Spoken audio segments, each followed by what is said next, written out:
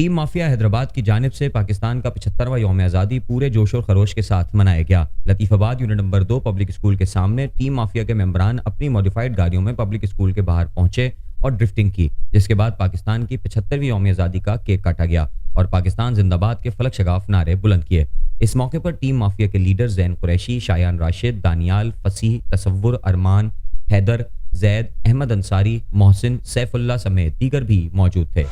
मेरा नाम जैन है। आज हैदराबाद में टीम माफिया की जानिब से हमने छोटी सी एक रैली रखी है, जिसमें तमाम दोस्तों ने, भाइयों ने शिरकत करी है।